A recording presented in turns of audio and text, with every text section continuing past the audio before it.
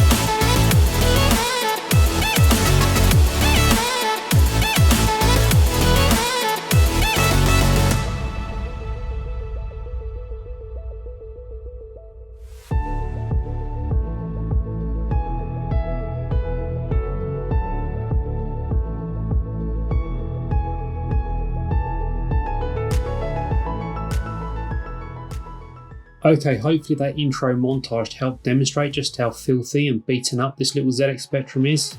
I love these little Spectrums. I think they did small form factor long before anybody had even heard of an Intel NUC. And if you compare this little machine to something like a 14-inch laptop, you can see just how diddy this little machine is. And if you then compare it to its younger but pie-eating brother, you realise just how much of that Spectrum magic was lost when Alan Sheward got his hands on the brand. But with that said, let's go ahead and pull this machine apart and see what horrors we find inside. Now, taking this apart is a very simple affair. There's just 5 screws. And if you've ever tried to take apart a modern mobile phone, you'll know just how nice it is to work on these old machines. Everything's nice and big, even on a little machine like this. Now, normally, you'd have to be very careful lifting up the front case to make sure you don't rip any cables, especially the ones that connect, the ribbon cables that connect to the keyboard. But in this case, you can see that one's already ripped and one pops straight out. And the eagle-eyed amongst you will have already spotted a big problem with this machine. Someone's ripped out its heart. It's got no CPU, but it does at least look like a semi-professional surgery. There's no sign of PCB damage, at least from the top view. The next thing I noticed is that the heatsink that should be connected to this power regulator is completely missing. I'm guessing that whoever scavenged the CPU couldn't be bothered to refit the heatsink, probably assuming that this machine wouldn't ever be used again. And one other thing I noticed is that there's a couple of other chips on the motherboard that are already in sockets that I don't think would be in sockets from the factory. Now, I'm not 100% sure on this, so if you've got one of these machines and know more about this than I do, please let me know in the comments below. I'd really love to know. I'm thinking that perhaps this is an earlier repair, but I'm not entirely sure. I have heard rumours that there were lots of weird mods that came out of the ZX Spectrum factory back in the day. And just to confirm, this little machine is a 1983 issue 3B. Wow, I was 6 when this was made. Frightening because it only feels like it should be a few years ago. And anyway, like a fine wine, I'm getting better as I get older, and at least I'm in better condition than this computer is after 37 years. And okay, just before we get started on repairs, let's flip this PCB over and just make sure there's no damage on the other side of the board. Again, it's very simple on this machine. It's just one screw and you can flip it over. It all looks pretty good, looks pretty clean. I've always found it really weird the way that these old PCBs have got that sort of rippled effect where they're printed. I mean, they don't look like that anymore, so I don't know enough about the process back then to understand why this happened, but the most important thing is that it's all looking like it's in good condition. And again, just to reiterate there, you can see ZX Spectrum 1983 issue 3B. That's what we're working with, so let's get on with the repairs. And of course, the first of those repairs is to replace this little machine's heart. Now, to do that, I've ordered a brand new Z80 CPU. Now, when it arrived, I was really chuffed to see this is actually a genuine Zilog Z80. Lots of other people have made Z80 chips over the years, so it's a bit of a lottery when you order. You're never sure what exactly you're going to get, but I was very pleased to see this is a legitimate Z80 CPU, and it feels somewhat appropriate that we're putting in a genuine chip.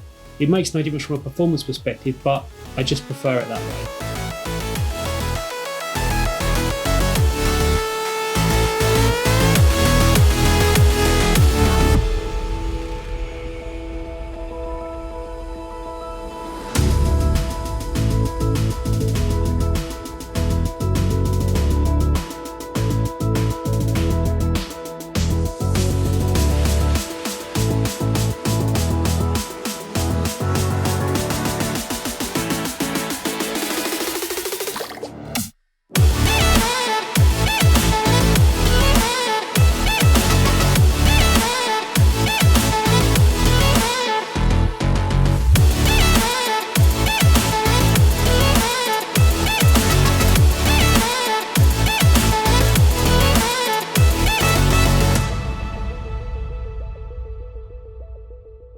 Okay, next up we need to do something about our power regulator. Now I don't actually have a replacement heatsink for this, so instead I'm going to use a modern switching power regulator to replace this entire assembly. Now the advantage of this is that it runs very cool, it's a far better design, and we don't need a heatsink to go with it. So we'll just go ahead and put out the old regulator, put this one in its place, and we're done.